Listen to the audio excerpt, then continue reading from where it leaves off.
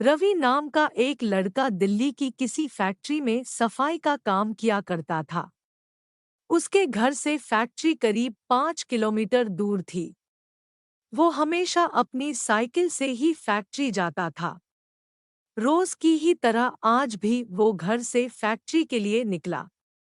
उसे रास्ते में पड़ने वाले एक चौराहे पर एक लड़की दिखी जो उसे गुस्से में घूर रही थी। लड़के ने भी उसे देखा और फिर मुंह फेरकर फैक्ट्री चला गया। अगले दिन भी सुबह वो लड़की उसी जगह पर खड़ी थी और रवि को घूर रही थी। उसने पलटकर लड़की को नहीं देखा और सीधे अपने काम पर चला गया। रोजाना इसी तरह हफ्ते भर वो लड़की चौराहे पर खड़ी होकर रवि को घूरती थी और रवि उसे अनदेखा करके फैक्ट्री चला जाता था। करीब 7 दिन बाद जब रवि फैक्ट्री जा रहा था तो उसे वो लड़की उस जगह पर खड़ी नहीं दिखी। रवि के मन में हुआ कि आखिर क्या हुआ होगा कि वो लड़की वहां नहीं है। रवि ने सोचा कि उस लड़की से कुछ पूछने या बात करने में भी डर लगता था क्योंकि वो बुरी तरह से घूरती थी। इन्हीं ख्यालों के साथ वो फैक्ट्री पहुंचा और साफ सफाई करके शाम को घर लौट गया। वो लड़की एक हफ्ते तक उस चौराहे पर नहीं दिखी।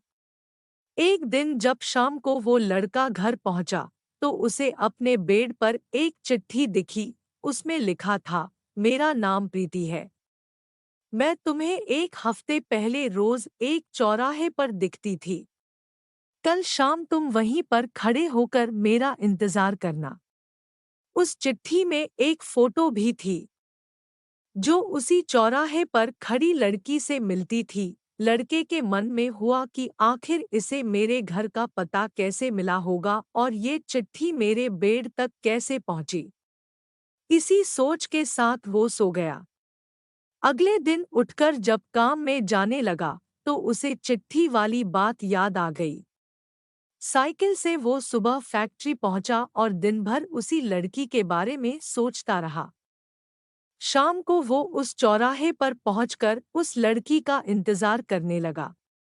काफी देर हो गई लेकिन वो आई नहीं। रवि इंतजार करके थक गया था, इसलिए वो घर की ओर निकल गया।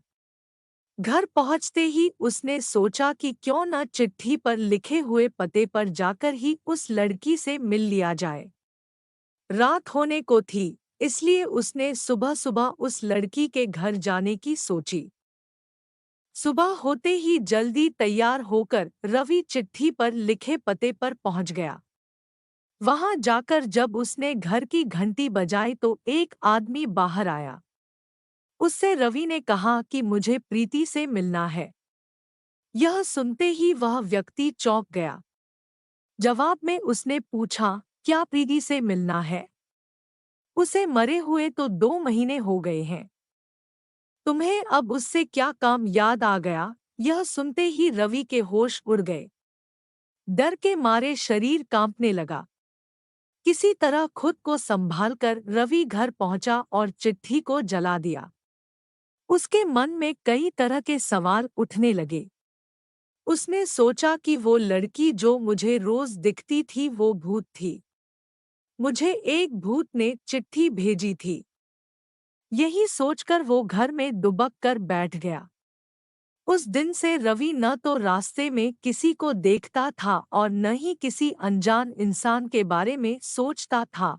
कहानी से सीख, किसी अनजान इंसान के बारे में सोचना नहीं चाहिए और बिना किसी व्यक्ति की सही जानकारी के उसके घर तो बिल्कुल नहीं जाना चाहिए।